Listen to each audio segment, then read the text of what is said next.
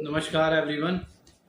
तो आज हम रिव्यू करना चाहेंगे मूवी वॉर 2 का, जो कि अभी लास्ट वीक ही रिलीज़ हुई थी। और इस मूवी में जो मेन स्टार कास्ट प्ले कर रहे हैं वो है जूनियर एनटीआर, ऋतिक रोशन, आशुतोष राणा और भी छोटे मोटे कैरेक्टर हैं।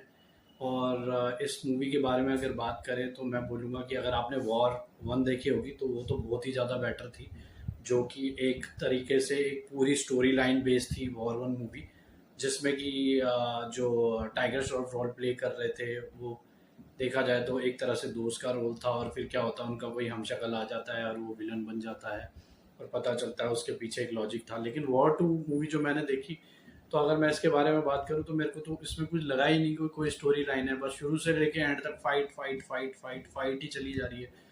एनटीआर का रोल जो देखा पहले, वो उसमें जो ऋतिक रोशन के दोस्त का रोल प्ले करते हैं, फिर पता चलता है कि वो भी मतलब कि देखा जाए कि वो ज्वाइन कर चुके हैं रॉ को। और फिर रॉ में वो पता चलता है कि बाद में विलन बन निकलते हैं। और फिर एंड में फाइट होते होते जूनियर एनटीआर जो होते हैं ऋतिक रोशन के लास्ट में दोस्त निकल जाते हैं।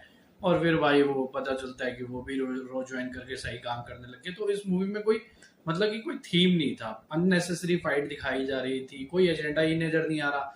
एक कोई विलन को क्रिएट कर दिया कि कल ही कोई विलन है और वो पूरे मतलब देश को ऑपरेट करता है, और वो पूरे वो मतलब कि देखा जाए तो रॉ को तबाह करना चाहता है, इंडिया पे हमला करना चाहता है, प्राइम मिनिस्टर को मारना चाहता है। अननेसेसरी इतनी सारी चीजें उसमें भर दी कि किसी की समझ ही नहीं आ रहा था कि यार ये स्टोरी कहाँ पे जा रही है। बस फाइट फाइट फाइट फाइट और फाइट ही चलती जा रही है।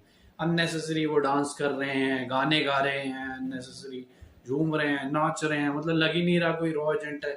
ऐसा लग रहा है कि भाई कोई मतलब चाइनीज मूवी की शूटिंग हो रही है, और चाइनीज मूवी की शूटिंग होते होते मतलब उसमें सारे मतलब फाइट कर रहे हैं। मतलब ऋतिक रोशन तो भाई ऐसा दिखा रहे हैं कि सारे चाइनीज प्ले को भी मार देगा, सारे पाकिस्तान बांग्लादेश सबको अकेले ही खत्म कर देगा, जैसे सुपर हीरो टाइप नहीं होते, अकेले ही मार रहा है। भेड़िया भी उससे डर रहा है, इंसान भी उससे डर रहा है, सबको पीटा ही जा रहा है पूरी मूवी में। मतलब कोई मूवी की कोई बेस लाइन ही नहीं बन रही। अगर मैं स्टोरी की बात करूँ तो स्टोरी को मैं दूंगा, अगर 5 में से रेटिंग देनी हो तो मैं 2 उसे रेटिंग दूंगा। स्टार कास्ट की रेटिंग अच्छी थी कि स्टार का अच्छा लिया होता, ऋतिक रोशन, जूनियर एंड आशुतोष राणा सब मतलब एक तरह से रॉ वर्ल्ड में और स्पाई वर्ल्ड में घुसेड़ दिए गए हैं। तो स्टार का इसमें मैं बोलूंगा कि 5 में से 3, क्योंकि मुझे नहीं लगा जूनियर एनटीआर को इसमें लेना चाहिए था।